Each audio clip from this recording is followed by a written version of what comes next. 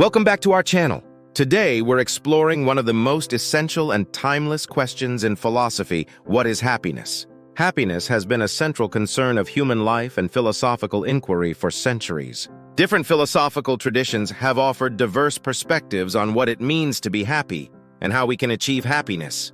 Let's dive into these rich and varied views on happiness and explore what it means to live a fulfilled life. Section 1: Ancient Greek Perspectives on Happiness. Socrates and the Examined Life. Socrates famously declared that the unexamined life is not worth living. For Socrates, happiness was closely tied to self-examination and the pursuit of wisdom. He believed that true happiness comes from understanding oneself and living a life of virtue. Socratic happiness is about intellectual and moral integrity rather than material wealth or external success. Plato and the Tripartite Soul. Plato, a student of Socrates, also saw happiness as linked to virtue and the soul's harmony. In his work, The Republic, Plato described the tripartite soul consisting of the rational, spirited, and appetitive parts. According to Plato, a happy life is one in which these parts are in balance, with reason guiding the spirit and appetites. For Plato, happiness is achieved through the cultivation of virtue and the pursuit of the good. Aristotle and Eudaimonia. Aristotle, Plato's student, offered one of the most influential accounts of happiness in his work, Nicomachean Ethics. Aristotle introduced the concept of eudaimonia, often translated as flourishing or well-being. For Aristotle, eudaimonia is the highest good and the ultimate aim of human life.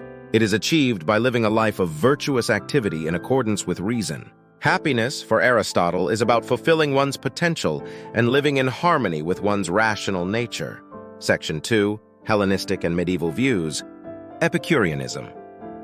Epicurus proposed that happiness, or ataraxia, tranquility, is the absence of pain and the presence of simple pleasures. He argued that the pursuit of pleasure and the avoidance of pain are the keys to a happy life. However, Epicurus distinguished between necessary and unnecessary desires, advocating for a simple life focused on mental pleasures and the cultivation of friendships. Stoicism.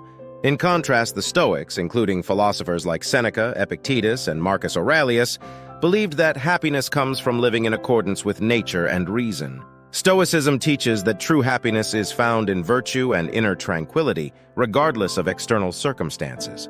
The Stoics emphasized the importance of controlling one's reactions and accepting what cannot be changed, fostering resilience and equanimity. Christian perspectives. During the medieval period, Christian philosophers such as Augustine and Thomas Aquinas integrated ancient philosophical ideas with Christian theology. Augustine argued that true happiness is found in the love of God and the pursuit of divine wisdom. Aquinas, influenced by Aristotle, saw happiness as the fulfillment of human nature through the exercise of virtue and the vision of God. For medieval Christian philosophers, happiness is ultimately linked to spiritual fulfillment and the afterlife. Section 3: Modern Philosophical Theories. Utilitarianism. In the modern era, utilitarianism emerged as a consequentialist theory of happiness. Jeremy Bentham and John Stuart Mill are key figures in this tradition. Utilitarianism holds that the right action is the one that maximizes overall happiness or pleasure. Bentham defined happiness in terms of pleasure and the absence of pain, advocating for the greatest happiness principle. Mill refined this view, distinguishing between higher and lower pleasures and emphasizing the quality of happiness. Kantian ethics. Immanuel Kant's deontological ethics offers a different perspective on happiness. Kant argued that moral actions are those performed out of duty and in accordance with the categorical imperative, regardless of their consequences for happiness. While Kant did not dismiss happiness, he believed that moral worth lies in acting from a sense of duty and respect for the moral law, rather than the pursuit of personal happiness. Existentialism.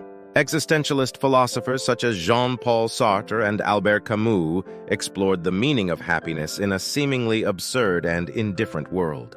Existentialism emphasizes individual freedom, responsibility, and the creation of meaning in one's life. For Sartre, happiness is about living authentically and making meaningful choices despite the inherent absurdity of existence. Camus, in his work The Myth of Sisyphus, suggested that happiness comes from embracing life's struggles and finding joy in the act of living itself. Section 4: Contemporary Perspectives on Happiness. Positive Psychology. In recent decades, the field of positive psychology has emerged, focusing on the scientific study of happiness and well-being. Psychologists like Martin Seligman and Mihaly Csikszentmihalyi have explored factors that contribute to human flourishing, such as positive emotions, engagement, relationships, meaning, and accomplishment. Positive psychology emphasizes the importance of cultivating strengths, fostering resilience, and promoting overall well-being. Hedonic and eudaimonic well-being. Contemporary philosophers and psychologists distinguish between hedonic and eudaimonic well-being. Hedonic well-being is associated with pleasure, happiness, and the absence of pain, while eudaimonic well-being is linked to meaning, purpose, and the realization of one's potential. This distinction reflects the ongoing debate about the nature of happiness and the best ways to achieve it. Section 5. Practical applications of philosophical insights on happiness. Living a virtuous life. Many philosophical traditions emphasize the importance of virtue in achieving happiness. Cultivating virtues such as wisdom, courage, compassion, and temperance can lead to a more fulfilling and meaningful life. Practicing mindfulness, self-reflection, and ethical living are ways to integrate these virtues into daily life. Pursuing meaning and purpose. Finding meaning and purpose is crucial for long-term happiness. Whether through career, relationships, hobbies, or community involvement, engaging in activities that align with one's values and passions can enhance well-being. Setting and pursuing meaningful goals contributes to a sense of accomplishment and satisfaction. Building positive relationships. Positive relationships are a key component of happiness. Building and maintaining supportive, loving, and meaningful connections with others can provide emotional support, increase resilience, and enhance overall well-being.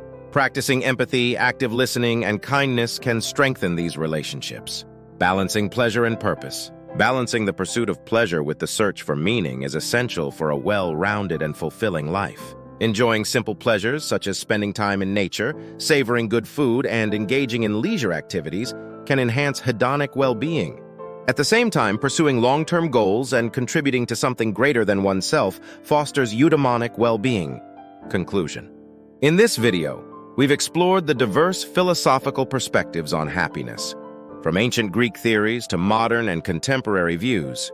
Understanding these different approaches can provide valuable insights into what it means to live a happy and fulfilled life. Whether through the cultivation of virtue, the pursuit of meaning, or the balance of pleasure and purpose, philosophy offers rich guidance on the path to happiness. Thank you for joining us on this journey through the philosophy of happiness. Don't forget to like, subscribe, and hit the bell icon for more enlightening content on philosophy and well-being. Until next time, keep questioning, keep exploring, and keep striving for a happier and more meaningful life.